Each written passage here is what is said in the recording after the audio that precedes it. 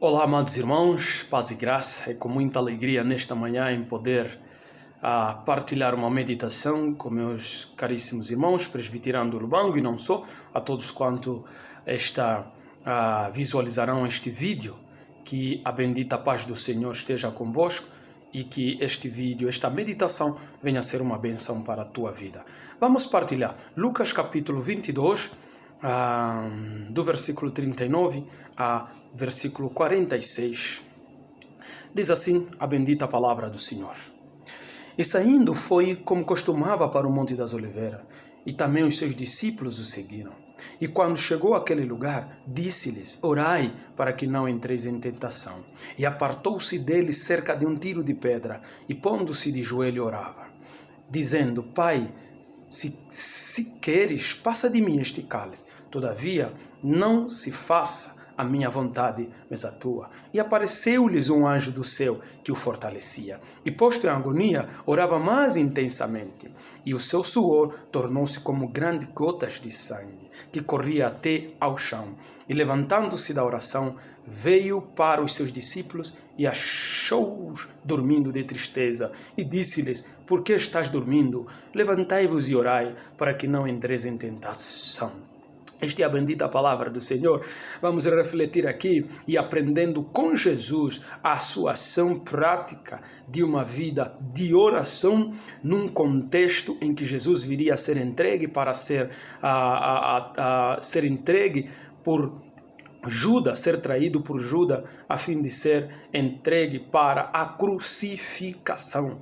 Amados, é o último momento mais difícil de Jesus. Jesus leva os seus discípulos para orar, em um contexto, mais uma vez, de uma vida prática de oração. O que Lucas vai refletir em todo o seu Evangelho, uma vida de experiência com Deus, Jesus sendo o Senhor, sendo o Salvador, aquele pela qual nós viríamos a ser salvos. Ele nos traz um exemplo prático, um modelo para seguir, a vida de oração. Não só a vida de oração, mas a vida de oração em secreto. E é aqui que eu, de fato, queria refletir com amados irmãos. Podemos perceber nos dias de hoje e comparativamente com Jesus, e veremos o quanto hoje as pessoas têm uma vida de oração de facto, uma vida mais pública, uma vida de oração como show. Jesus vai nos mostrar a necessidade de uma vida de oração, mas uma vida de oração em secreto. Em secreto. E começa o contexto é que Jesus vai para o Monte das Oliveiras como ele costumava. Aqui já vem o primeiro princípio, a primeira lição para nós nesta manhã. É que Jesus tinha o costume de orar, o costume de subir para o monte a fim de orar. Ora, a ênfase aqui não é orar no monte. A ênfase aqui é o costume de uma vida de oração a sós com Deus, que Jesus tinha. Pronto, ele habitualmente subia para o monte orar, um lugar que ele achou que convenientemente em secreto ele poderia ter comunhão com seu Pai. E aqui eu aprendo dois aspectos interessantes para as nossas vidas. Todo crente, todo discípulo de Cristo, ele precisa, de facto, ter um lugar a sós para orar. Um lugar a sós para orar. A vida de oração tem muita graça e muito impacto quando ela é revelada a sós com Deus. Cultiva uma vida de oração a sós com Deus. Tenha um lugar onde, de facto, possas partilhar em comunhão com Deus o seu coração, derramar o seu coração a Deus. Vemos aqui costume de orar. Jesus tinha um costume de orar. Amado, o hábito de orar. Jesus tinha um hábito de orar. É interessante que é o único lugar onde nós podemos perceber o uso da palavra hábito, o costume de subir ao monte para orar. A minha questão é: o que nós hoje vemos de costume em nossa vida cristã como discípulos?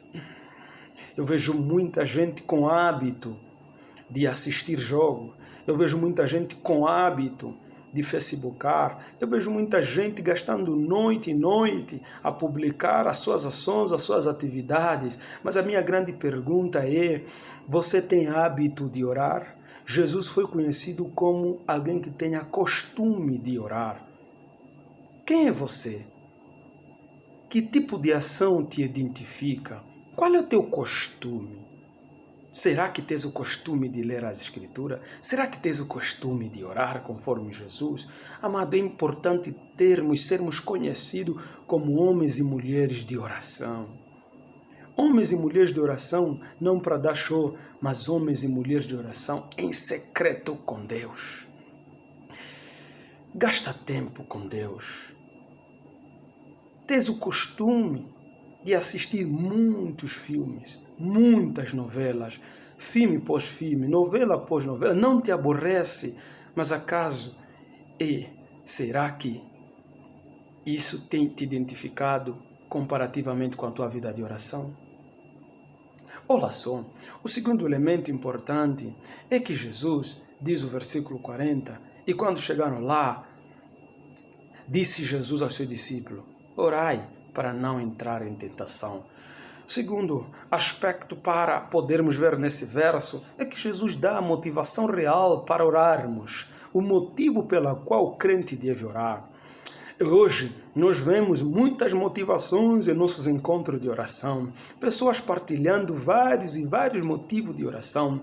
É habitual e costumeiro partilhar motivos que refletem a nossa vida financeira, a nossa vida familiar, o nosso profissionalismo, a nossa academicidade. As pessoas dão motivos do gênero, a nossa saúde, o nosso bem-estar. Ora, não é errado dar esses motivos para podermos orar, mas um dos aspectos que as Escrituras nos dão como clareza, como motivo essencial, bíblico para podermos orar, é que a oração é tão útil para servir de ferramenta pela qual nós acharemos força para não cairmos em tentação.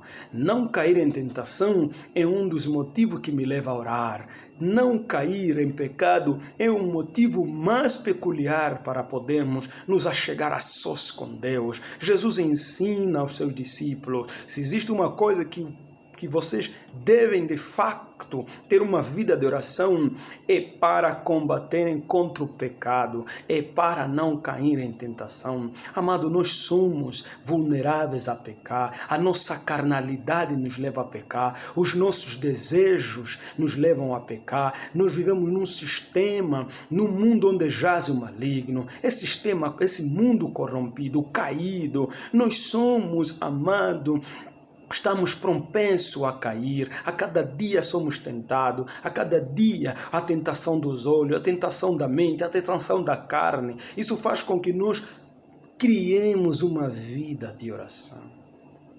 Não cair em tentação. Se Jesus foi capaz de orar para não cair em tentação, quem somos nós? Jesus buscou socorro do Senhor para não entrar em tentação. Quem é você e eu? Gente, ora para não cair em tentação. A TV que tu assiste pode ser usada para a tentação. Na tua escola, no teu telefone, a cada dia nós somos tentados para cairmos em tentação. Quer permanecer firme na fé com Deus, quer permanecer puro em santidade e santificação, pureza dos olhos, pureza de coração. Ore a sós. Deus ajuda-me a não cair em tentação. Este é o motivo que ele dá para os seus discípulos. E ele vai repetir este motivo, amados irmãos. Outro elemento aprendemos nessa lição no versículo 42. No versículo 41, apertou-se dele Jesus e de joelho orava. Ora, é interessante que Jesus sempre orou sozinho, em secreto. Mesmo com os seus discípulos, ele leva os seus discípulos para orar, mas ele afasta-se dos seus discípulos. A sós ele ora ao Pai. Ele não mostra, ele não dá show. ele não tem este costume coletivo de oração. É muito bom orar coletivamente, mas é muito melhor, amado, orar a sós com Deus. Ele afasta-se dos seus discípulos e busca em oração a comunhão, a vontade do Pai, e desafia os discípulos para também poder orar. E isso é muito interessante. De joelho orava. Não há realmente uma ordenança da posição para oração, mas nós podemos perceber aqui, não está na vida de Jesus, que ele estava de joelho orar. Uma posição que reflete a humildade, que reflete realmente o expressar-se, o derramar o coração a Deus. É bom orar, ter uma posição que nos ajuda a refletirmos diante do Senhor soberano e poderoso. E de joelho é muito bom a vida de oração. Jesus orava, meus amados irmãos, e diz as Escrituras, aqui nos mostra no versículo 42 o que ele orava. Um dos elementos que Jesus derramava ao seu coração, e ele dizia: Pai, se quiseres, passa de mim este cálice, todavia faça a tua vontade. Foi um momento difícil de amargura. Jesus queria, de facto, que o cálice fosse passado. Este cálice, que provavelmente reflete a ira de Deus, que viria a ser derramado, a ira de Deus, que viria a ser derramado ao pecador. E Jesus, aquele que vai nos substituir, vai morrer por nós, o Pai vai o matar. O Pai não vai o tolerar, não vai abrir mão, porque Jesus abraçará em substituição a nossa vida pecaminosa, e a ira do Senhor cairá sobre ele. Ele viria a morrer por causa dos nossos pecados. É pesado este processo que Jesus viria a passar. Jesus, entendendo este processo onde ele iria passar como homem, ele clama que o Senhor o livrasse desta ira, o Senhor o livrasse deste cálice. Todavia, ele reflete, muito embora que nós desejamos que o Senhor nos livre, o Senhor possa fazer a sua vontade. A vontade de Deus prevaleça, a vontade de Deus permanece. Amados irmãos, Jesus nos ensina um elemento importante, que nós devemos sempre orar, para que o Senhor nos livre de alguma aflição, para que o Senhor nos livre de alguma dor, para que o Senhor nos livre de alguma angústia, de algum peso, um fardo que nós possamos de facto trilhar. Mas algo interessante é que isso não é o fim de tudo. Nós devemos sempre reconhecer em nossas orações a vontade do Pai deve prevalecer. Por mais que eu não queira, por mais que eu não desejo, mas todavia, Senhor, faça a tua vontade. Faça a tua vontade na minha vida, faça a tua vontade na minha família, faça a tua vontade nesse desafio que estou tendo na minha vida profissional, na minha vida acadêmica, na minha vida ministerial. Eu desejaria que a minha vida ministerial fosse desta maneira, Senhor, mas faça a tua vontade. Desejaria que a minha vida familiar fosse dessa maneira, mas faça a tua vontade. Nunca se esquece em rogar a vontade do Pai. O próprio Jesus, na oração do Pai Nosso, ele rogou: seja feita a tua vontade.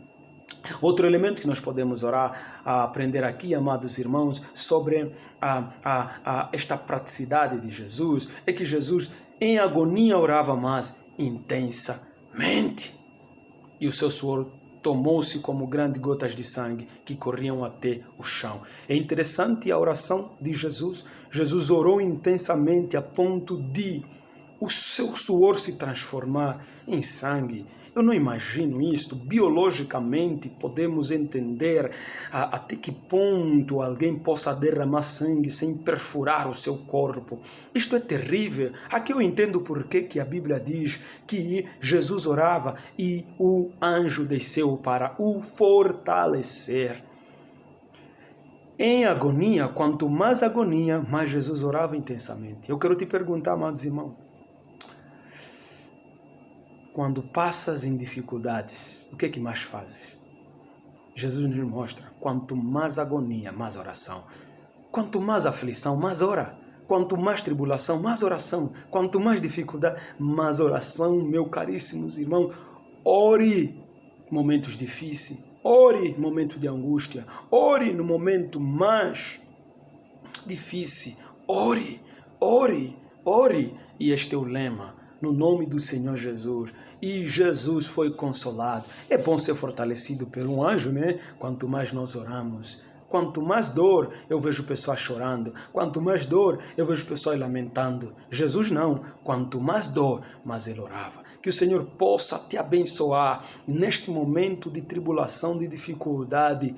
Ore ao Senhor. Não fique aí lamentando, chorando. Não resolve o problema. Vê o que aconteceu com os discípulos. Diz as Escrituras que levantando-se da oração, veio para os seus discípulos e achou-lhe dormindo com tristeza.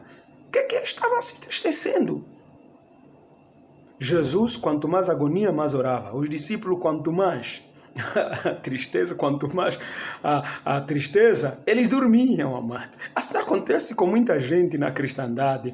Quanto mais tristeza, não ora. Quanto mais tristeza, não medita. Quanto mais tristeza, não vai à igreja. Ele diz que estou mal, estou sentindo mal, estou atribulado.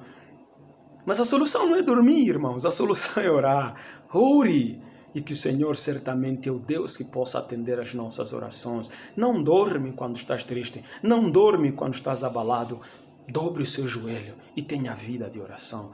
E certamente este é o Senhor que atenderá as nossas orações. E voltou Jesus e perguntando: estás dormindo? Levantai-vos e orai para não entrar em tentação. Jesus ficou de facto fortalecido, sentiu-se preparado. Agora ele pediu aos discípulos: ora, vamos, porque ele está pronto. Não obstante que Jesus venceu a batalha da cruz, a batalha da morte, Jesus enfrentou o seu inimigo Judas e todos quantos viriam ao maltratar. E os discípulos, o contrário, se a gente perceber, Pedro viria a negar Jesus. O próprio Judas não vigiou, traiu. Muitos de seus discípulos o abandonaram, mas Jesus estava pronto a enfrentar a cruz. Você está pronto a enfrentar as dificuldades? Você está pronto a enfrentar as tentações? Você está pronto, amado? Eu te garanto que o segredo é oração a sós com Deus. Que o Senhor possa realmente te dar esta graça de orar e orar a sós. Em nome do Senhor Jesus. Amém. Amém.